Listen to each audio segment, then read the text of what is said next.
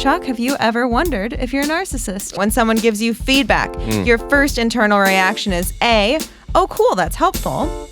B, I'll think about it later. C, they just don't understand my vision. We are constantly told as artists that we need to be loud and confident about our work, but we also work in an industry where egos and narcissism can absolutely poison a set.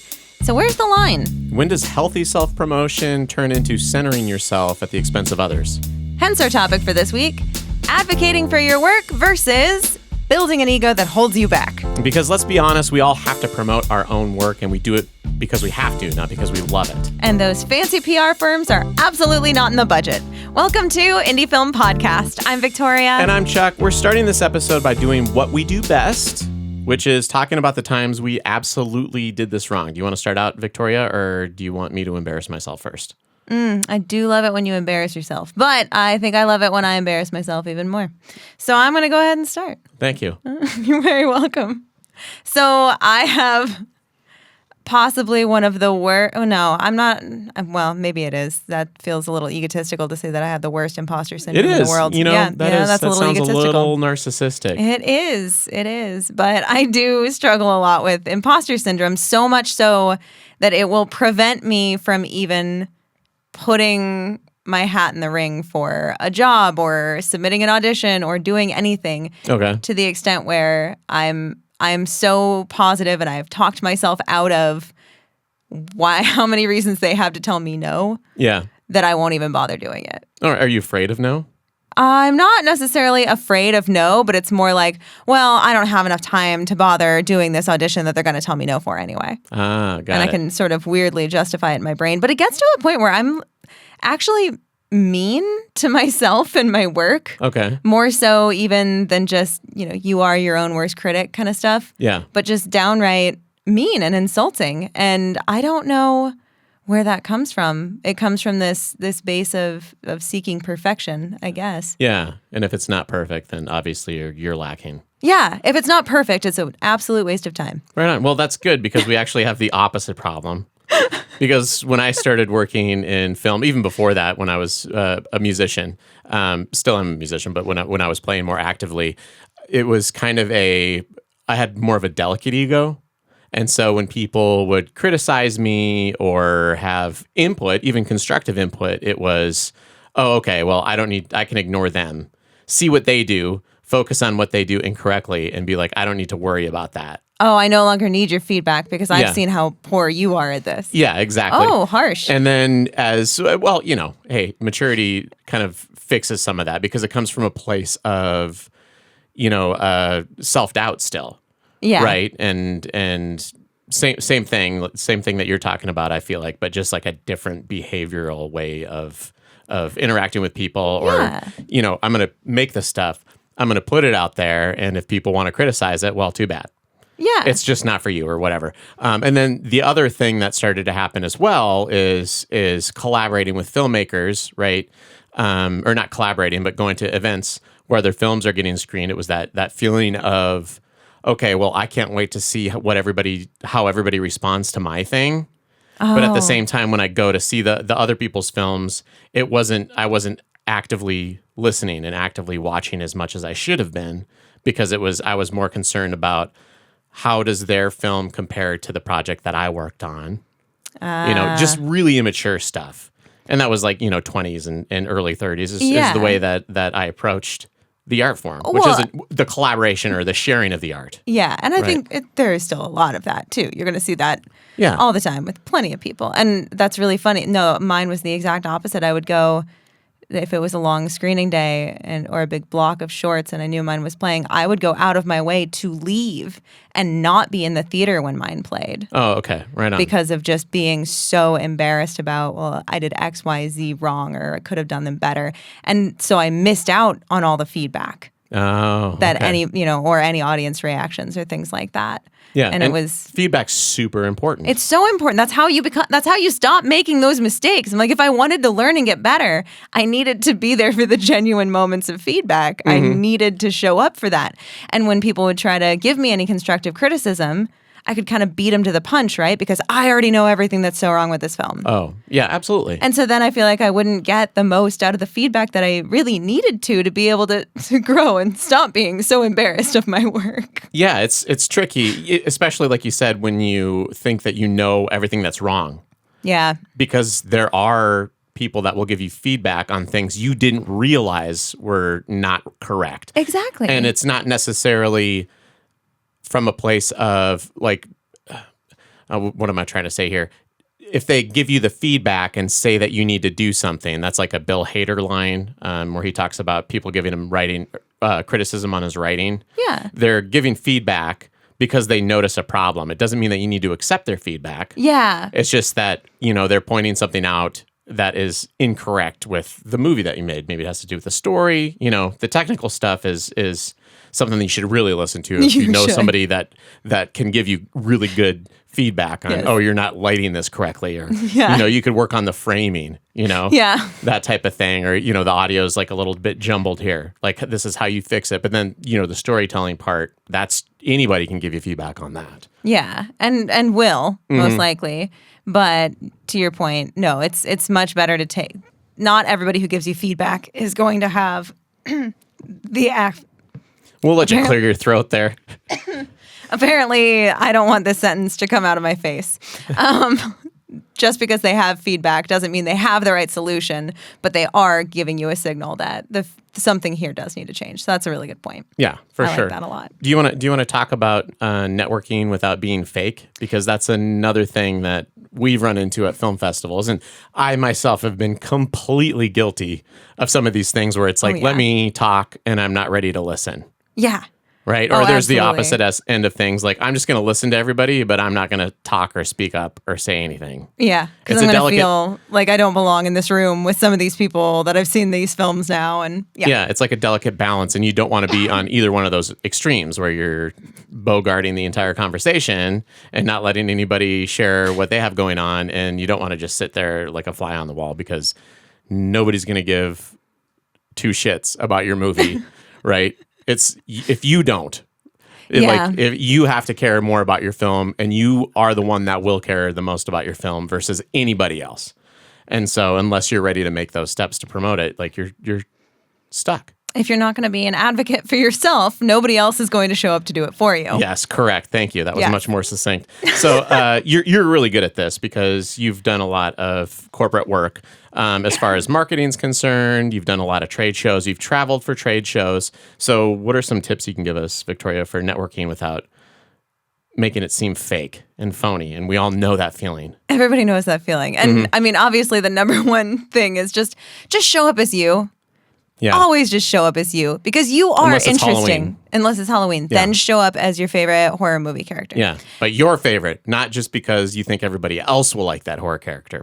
Just because everyone else is dressing up as K-pop demon hunters doesn't mean that you have to as well. Yes. So maybe you should. If you love them, you should. But you don't have to. Yeah.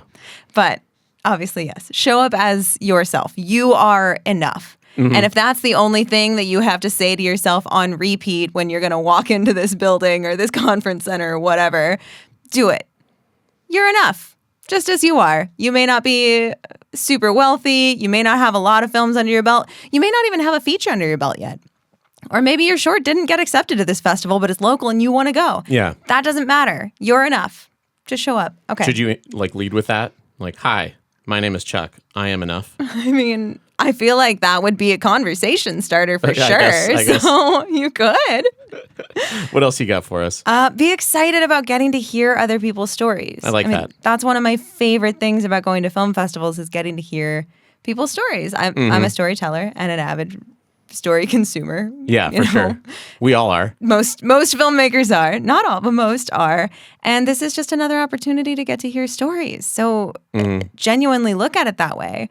You never know what kind of wild, interesting stuff you're going to get to hear. Yeah. And don't be afraid to ask people that. You don't have to ask somebody the classic, like, hi, nice to meet you. So what do you do? Yeah. What was your role? What was your film? When is it screening? Do you want to come to mine? Yeah. That's the most transactional conversation you can have at a film festival. Instead, ask people what inspired their film. What were they the most excited about? in their role on this, and hopefully that will tell you then what their role on the project was too. But, just little things like that. Just think about the questions that you would like to answer.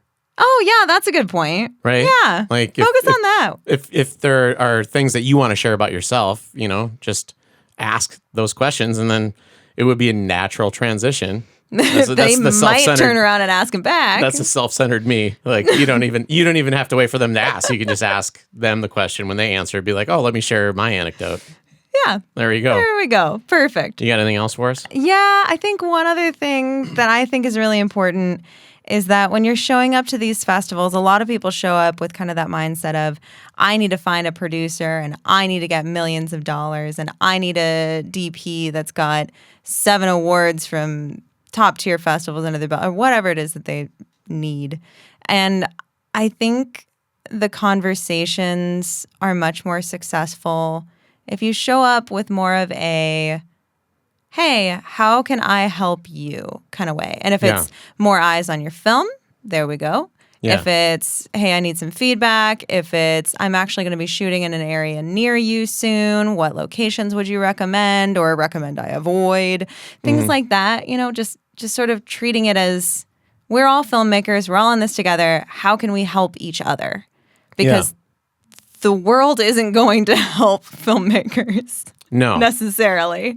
So we need to figure out how we can help each other out. And there's plenty of people that are looking to ingest quality independent film. Yeah. We're not in competition. We need to just make sure that we're expanding the demand. Yeah, it's not pie. No. There is not 3.14159. Not that kind of pie. Oh, okay. Like in a tin.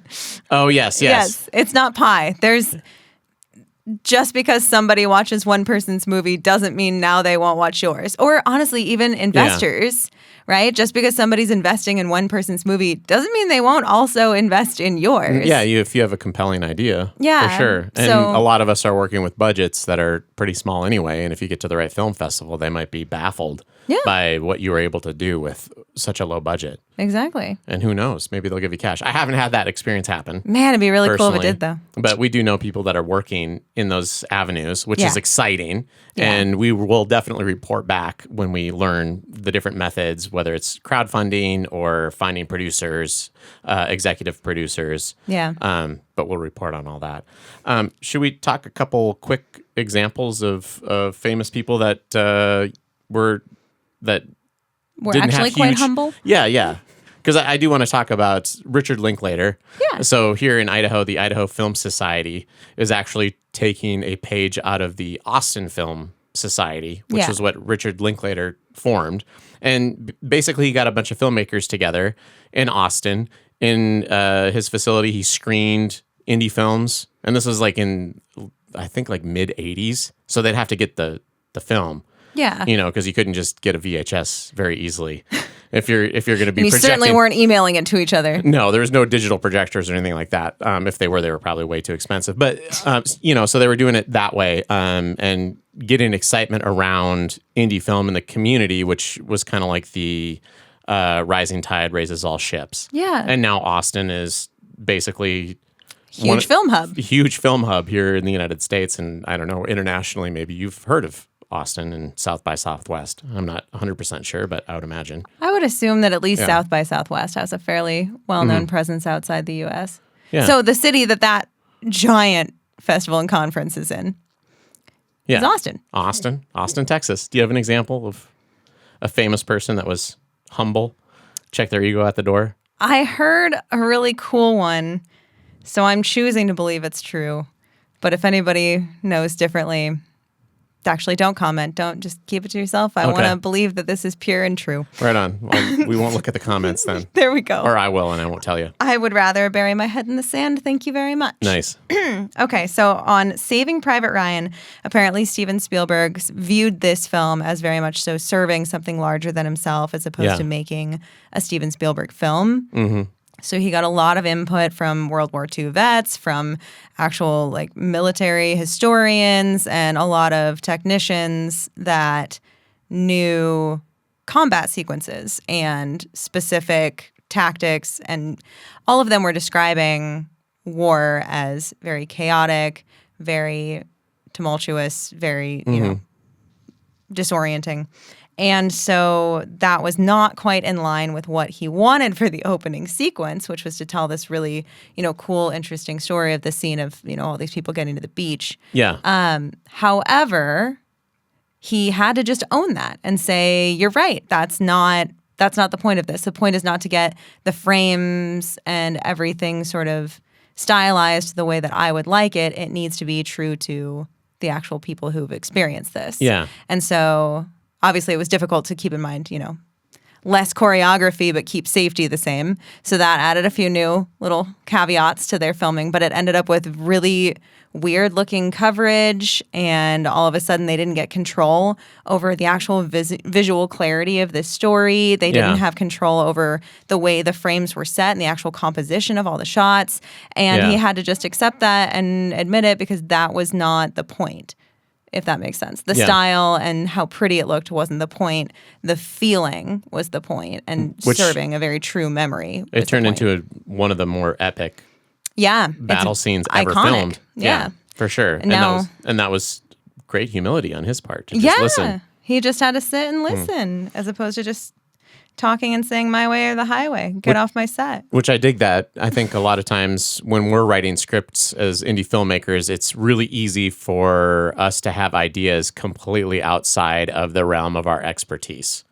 And we need to check ourselves when we're writing those scripts. Yeah. Check our facts, talk to somebody that's actually in whatever environment we're trying to write inside of. Yeah. And make sure that we're on the right path, because having something that ends up being not realistic.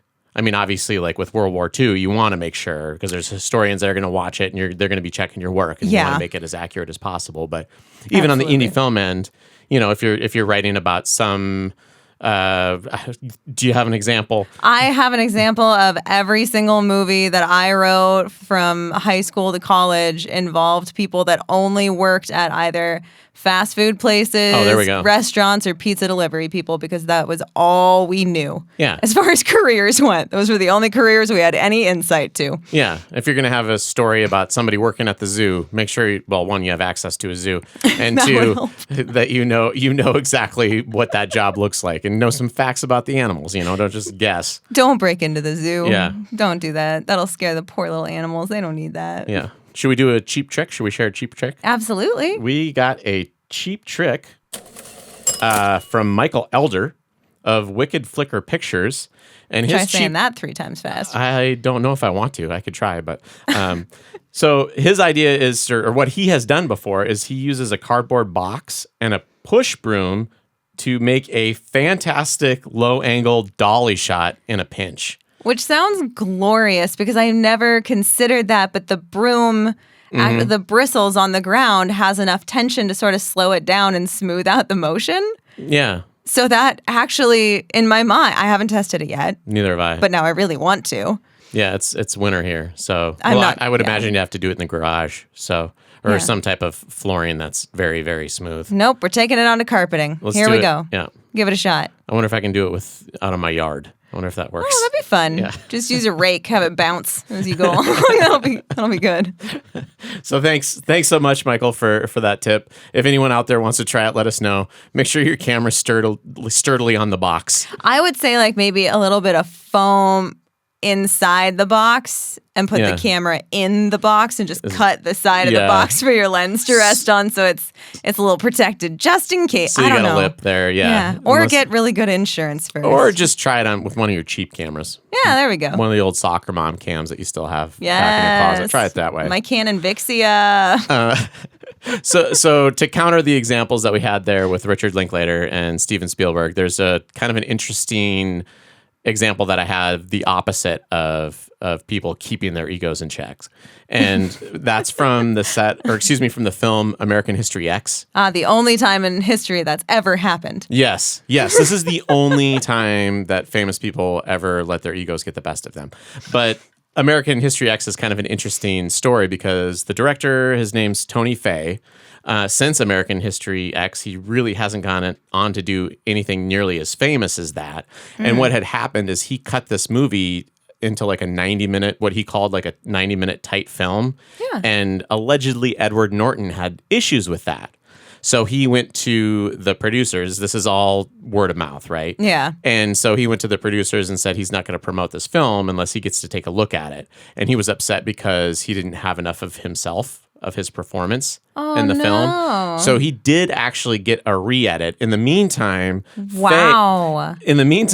Faye got extremely upset about this situation. He spent $100,000 of his own money on Hollywood press ads to badmouth the production. Wow. Yeah, to sink his own ship. Yep. So he sued to try to get his name off as director of the film even, and that did not happen. So why wouldn't he just go with like, fine, I'm not the editor then, somebody else edit this. Well, that's not my cut. It was the story had been completely changed. So I don't know much about that. That was his first time directing like a major studio film. And so I don't know much beside that. You can find interviews with him talking about it online, but yeah, it's pretty wild. So they got really upset with each other, and I mean, honestly, you don't really see either of those two working that much. Like I think Edward Norton, I haven't seen him in anything in he went straight from that to years. Death to Smoochie. I mean, how do you top that? Yeah, and then Incredible Hulk. Yeah, that as well. But then they nixed him as the Incredible Hulk in favor of Mark Ruffalo because Mark Ruffalo is Mark Ruffalo. Mark Ruffalo. Not that I care about any of that Marvel crap. Oh my God. Anyway, so is that why we started this podcast, Chuck, so that you could talk about how much you hate Marvel films? Yes. Excellent transition, Victoria. That is why we started this podcast, was to shit on Marvel films. No, just kidding. We started this podcast because we did want to give ourselves reminders of all of the mistakes that we've made as we're following this creative process and trying to make films, and in hopes of normalizing it a little bit. Because I feel like when you are a filmmaker, you get a lot of people involved on your productions. You do. Sometimes. Or you do it all yourself. Yeah. So yes. Andy Blythe from I think that was last week's episode. Yes. He does it all himself. But you do end up spending a lot of time. You get a lot of people spending a lot of time on your projects. And then sometimes you end up with something that's less than ideal. And that is a bummer. Yeah. But then when it's done, it's really hard for you to take an objective look at it. And then also look all those cast and crew in the face that helped you on that project and be like, oh boy, this didn't quite turn out the way I expected it to. You're working on a micro budget. You can't really go back a lot of times and get pickup shots. That's not an option. So it's kind of like, it's a hard decision to just leave a project as it is and, lick your wounds, learn, and move on to the next one. Yeah. It's not an easy thing to do with all the time and effort that goes into these projects. But at the same time, I feel like it does need to be more normalized because not everybody is producing A+ work every single time they make a film or any form of art. No. And the idea that you would be expected to do that or that filmmakers have to be held to that standard is ridiculous. Mm-hmm. Because that's not the way it is. I mean, how many people were trying to bash Taylor Swift's latest album, right? Yeah. And I'm not saying that because, like, that's the end-all, be-all of music. I'm saying that because she's an easily recognized artist that many people have heard of. And Taylor who? Exactly. So if she can release an album that suddenly has a bunch of people going, actually, no, she totally missed it on this one. Like, there's, like, maybe 2 tracks on there I like. Yeah. And then everyone else is just really upset about the rest of the songs on it. Then it's like, well... Okay. Does that make any of the last albums less successful? No. Is that going to mean that her next album won't be a success either? Mm-hmm. No. It just means that this one didn't hit the nail on the head. No. And that's okay. You got to swing for the fences sometimes. Yeah. I feel like, especially if you're an indie artist. Always. Because it's better to take the risks and do the thing that's more creative than walk down the middle of the road and try to compete with, I don't know, Marvel films. Yeah. That are going to be putting out the same formula film over and over and over again, but telling you it's a different, surprising little twist in there. Yes. Or anything on Netflix now, after watching Stranger Things and those 2 shots. Oh my God. Wow, So many you just two shots. we hit the trifecta here. We just done Taylor Swift, Stranger Things, and Marvel. We're going down. This was a great podcast. We had a lovely run. Yeah. We're going to quit complaining about ourselves and just bitch about the major studios drivel that they put out. Oh my God. But yeah, watch those two shots. Sorry, I just, after Stranger Things, I'm like, you're just in this. Not all of Stranger Things, just the most recent season. Yeah. Yes. I'll clarify that. That one didn't live. The final season. Let's spend half the time doing a two shot. We should break that down.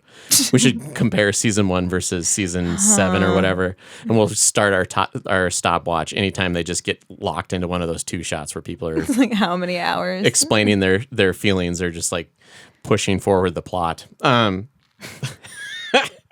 us how you really feel about this, Chuck. Okay. So I don't have to hold back anymore. You might want to get the mute switch ready. Yeah, on I the was like, I think on behalf of our lawyer that we don't have, we're going to move on. We're going to move on. Okay. On that topic. So, on the topic of egos. Yeah. Chuck, have you ever wondered if you're a narcissist? Oh, you know what? I want to find out if I am. Do you have a method for that? I do, actually. I put together a lovely little quiz. Okay. Because I know that when you start talking about egos and film, people can get a little bit nervous that maybe they might be being called a narcissist. Yeah. And I would like to point out the rarity of actual narcissistic For personality disorder. For sure. It's incredibly rare. Yeah. But unless you get into a boardroom at a Fortune 500 company. Or any tech company. Yeah, there we go. Anyway, not the point. Anyway, so first of all, if you're at all excited about a quiz and wondering if you are, in fact, a narcissist, odds are good you are not. You are safe. This is not about you. And also, this quiz is just for entertainment purposes. Sweet. Okay, hit me with it. Chuck, on set, when someone gives you feedback, your first internal reaction is A, oh, cool, that's helpful. B, I'll think about it later. C, they just don't understand my vision. C, they don't understand. The answer is always C anyway. They just don't understand my vision. Just don't understand. Yeah. Okay. All right. Question 2. When talking about a project that you worked on, you A, talk about the team and what you learned. B, talk about your role specifically. C, accidentally tell the story like you were the only person there. Oh, you actually just reminded me of an experience that I had on set. Can I tell you about this? Absolutely. Oh, okay. No, go ahead. All right. Question 3. Someone else gets praised for work you were also involved in. You A, feel genuinely happy for them. B, feel happy but maybe a little annoyed. Or C, immediately explain your contribution. I just want everybody out there to know that I did help put this quiz together. No, I'm just kidding. This was all Victoria. But I did like that. That was well done. Okay. Well done. You're Appreciate it. the perfect, not personification, but exemplification of everything that I'm bringing up here. Okay, Beautifully cool. done. I'll try to keep it up. Okay. 4, when promoting your work online, you feel A, mildly awkward, but fine. B, deeply uncomfortable. Or C, personally attacked if it doesn't perform well. Oh my gosh. You should see the last vertical video that I cut that didn't even get anywhere close to 1,000 views. No, I don't know how to make a joke about that one. But That's okay. Obviously personally attacked if people are ignoring my online presence. Obviously. Okay. 5, last question. When listening to this quiz, your main thought has been A, oh, that's me sometimes. B, wow, I've definitely done a few of these. Or C, I know exactly who this episode is about. Oh, I'm sorry. Can you repeat the question? I was thinking about this really awesome project I have that I'm going to be working on as soon as we're done with this podcast. I wasn't really paying attention. Just wasn't listening whatsoever. Okay, so if you've answered mostly A's, you're fine. Maybe you need a little bit of confidence boost. If you've answered a nice mix of A, B, and even an occasional C, guess what? You're human. Congratulations. Yeah. You're just human, just like the rest of us. And if it was nothing but C's, or you spent the entire time genuinely thinking, no, I know who this is. I know who this is. maybe just check your ego a little bit sometimes. Yeah. And that's okay. It's okay to have an ego in an industry that's kind of designed to constantly bash yours down. For It's sure. not bad to know how to build your own ego up. Yeah. Just make sure that it doesn't prevent you from working with people that you otherwise wouldn't, making new connections, or kind of branching outside your regular purview in your day-to-day. I like that. Well, shall we move on to the featured filmmaker of the week this week? I think we absolutely should. Okay. I am really excited about this one. So today's featured filmmaker of the week is Maria Tran, the driving force behind Australia's first female-led independent action movie. In 2024, she directed, produced, and starred in the film Echo 8. It was shot for $6,500, and she leveraged that film to raise $30,000 to film 2 sequels to create an Echo 8 trilogy. Echo 8 is now streaming on Amazon. And during the first Echo 8 shoot, Maria says, every day something went wrong. A location fell through, gear failed, a scene had to be reblocked minutes before rolling. Ego didn't survive that shoot, but problem solving did.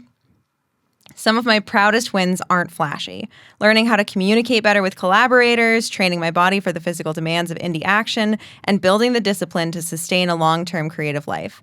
I stopped waiting for ideal conditions and started trusting momentum, clarity, and resilience. Chaos didn't ruin the film, it shaped it. And honestly, I wouldn't trade that lesson for a bigger budget. Nice. So, Maria, you're a badass. Nice Absolutely. Work. Way to take your film that you basically put together with your friends and family and other talented people that were, I would imagine, volunteering their time at $6,500. Yeah, you probably weren't paying them a great deal. And then if you go onto their website, you can see that they did leverage that into crowdfunding $30,000, which is huge. That is such a big, but especially for crowdfunding nowadays. Yeah. Because that kind of money doesn't come along every day in crowdfunding. So good on you. Yeah, congratulations. That's awesome. Maria. That's such a good formula for us to consider. I know. Right? And congrats on, come on, first, female-led indie action flick out of Australia. Yes. I'm obsessed with that. Dig it. I'm just in awe entirely and can't wait for the next 2 movies to come out. So Right on. We'll be looking forward to it. stay tuned. We'll post the link in the description. All right. Should we move on to a more serious topic for the end of this podcast? Probably. Okay. So just point of reference, we are recording this episode on January 26th. And a couple days ago, there were a lot of events that happened in Minneapolis, Minnesota. I get a little emotional about this because I have a lot of friends and family in Minneapolis.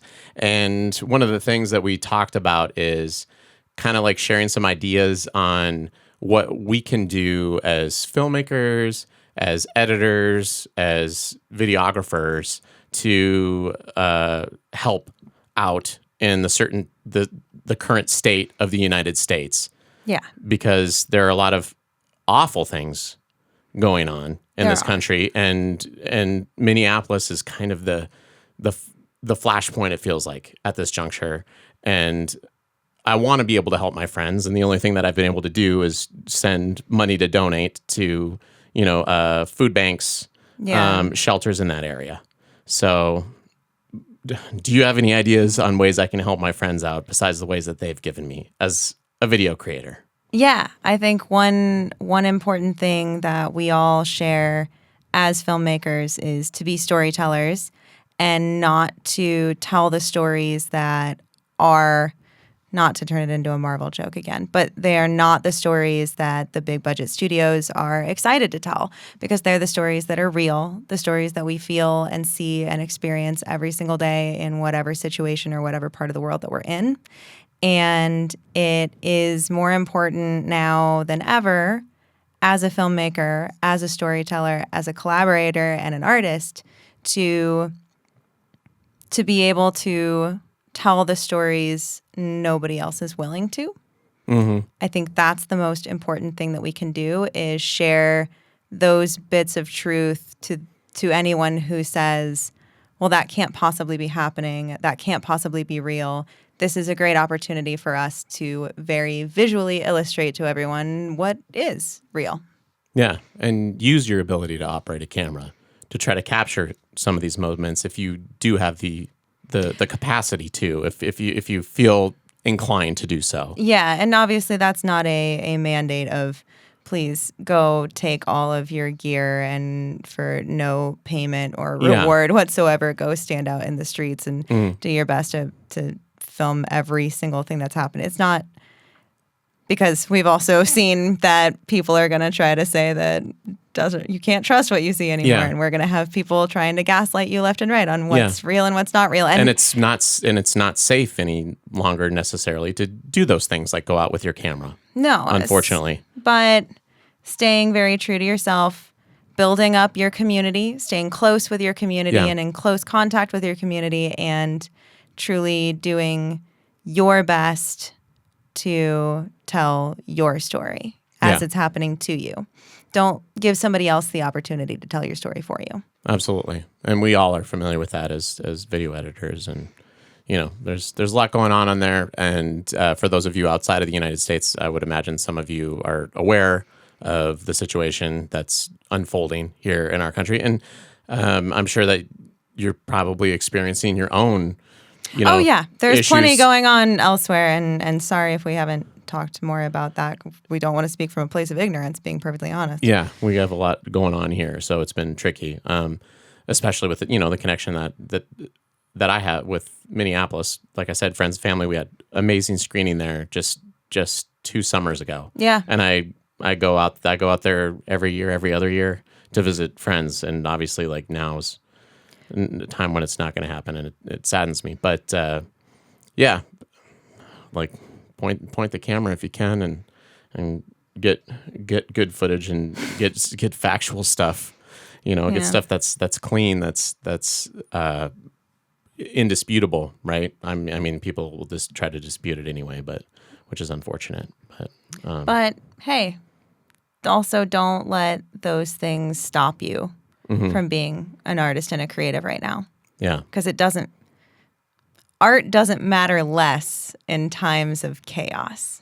I think it matters more, and it tends to be toward the forefront of any sort of change or evolution. So, use that power. We'll do our best to join you all on that, using our power of storytelling for good rather than for evil. Yeah, which now does really sound a little bit like a Marvel film. So, hey that's exciting. We made it back. Yeah, look at us go. Don't let Marvel cancel us. No, still very unentertaining experience, whether it's this or Marvel film. But I guess with that, shall we succinctly say farewell? I think so. Excellent. Thank you all, and goodbye. Bye.